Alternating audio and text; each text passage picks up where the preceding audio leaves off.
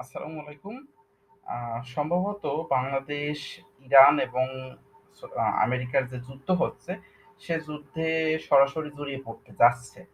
এখন এই বিষয়টা নিশ্চিত না, কিন্তু আকার ইঙ্গিত এমনটাই মনে হচ্ছে যে বাংলাদেশ সম্ভবত সৌদি আরব, আমেরিকা এবং ইসরায়েলের যে জোট আছে, সেই জোটে ইরানের বিপক্ষে হয়তো অংশগ্রহণ করতে পারে। হয়তো এই অংশগ্রহণটা সক্রিয়ভাবে হতে পারে, আবার নিষ্ক্রিয়ভাবেও হতে পারে। যেমনটা ধরুন, যখন সাদ্দাম হোসেনের বিরুদ্ধে সৌদি আরব এবং আমেরিকা জোট আক্রমণ করেছিল, তখন বাংলাদেশ মূলত সৌদি আমেরিকা জোটকে সমর্থন দিয়েছিল, কিন্তু সক্রিয় অংশগ্রহণ করেনি।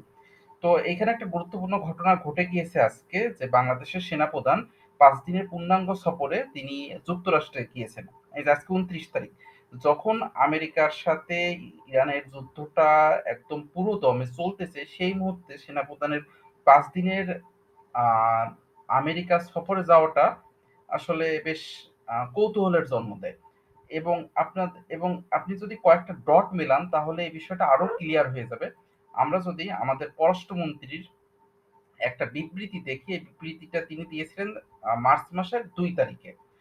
এবং তিনি বলেছেন যে আসলে বাংলাদেশের মূল ফোকাস হবে যে মিডিল ইস্টে আমাদের যে প্রবাসীরা রয়েছে, তাদের স্বার্থ দেখা। ঠিক আছে? তো এখন এই কথার ভিতরে আসলে ভুল নেই, কারণ আসলে ইরান যেভাবে মিডিল ইস্টের দেশগুলোতে মিসাইল মারতেছে, তাতে করে মিডিল ইস্টের ইন্ডাস্ট্রিগুলো সম্পূর্ণভাবে ধ্বংস হয়ে যাবে। মানে ইরানের প্ল্যানটা এরকম যে যদি আমেরিকা এবং ইসরায়েল ইরানকে ধ্বংস করে দেয়, তাহলে ইরান মিসাইল মেরে পুরো মিডিল ইস্টের যে আমেরিকার যে স্বার্থ আছে, আমেরিকার পেট্রোডলারের যে উৎস, অর্থাৎ সৌদি আরব, কাতার, কুয়েত, আরব আমিরাতের যে তেল ক্ষেত্রগুলো, এগুলা পুরোপুরি ধ্বংস করে দিবে। তো এর সাথে আসলে আমাদেরও সম্পর্ক আছে, কারণ যদি সৌদি আরব, আরব আমিরাত এখানে অস্থিতিশীলতা তৈরি হয়, সেক্ষেত্রে আমাদের প্রবাসীরা বিপদে পড়বে। এটা একটা বিষয় আছে।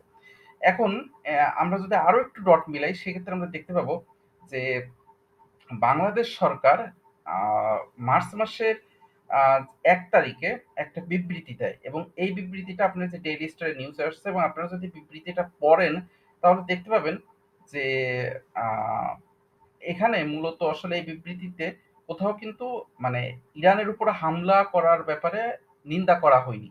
কিন্তু এই যে দেখুন, Bangladesh also condemn the violation of the sovereignty of some countries in the region including Bahrain, Iraq, Jordan, Kuwait, Qatar, Saudi Arabia and United Arab আমিরাতস।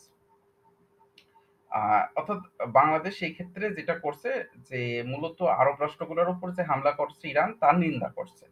হ্যাঁ? তো আপনারা এই ডট গুলা যদি মিলেন, তাহলে আপনারা বুঝতে পারতেছেন যে বাংলাদেশ মূলত এই যুদ্ধে, মানে তারেক জিয়া সরকার বা বিএনপি সরকার মূলত এই যুদ্ধে সৌদি আরব, ইসরায়েল, আমেরিকার যে জোট, এই জোটের পক্ষে অবস্থান করছে। এখন আপনারা যদি আরেকটু ডট মেলান, আমরা যদি আরেকটু ভিতরে যাই, তাহলে আমরা দেখতে পাবো যে মানে জর্ডান একটা সুন্নি জোট তৈরি করতে চাচ্ছে। সুন্নি এবং ইসরায়েল একটা জোট তৈরি করতে চাচ্ছে এগেইনস্ট ইরান। ঠিক আছে? এই যে দেখুন, Jordan's roles in establishing a Sunni Israeli alliance against Iran. এবং খুব সম্ভবত তারেক জিয়ার সরকার যে সুন্নি এবং ইসরায়েলিদের যে জোটটা হবে, এই জোটে সক্রিয় অংশগ্রহণ করতে যাচ্ছে।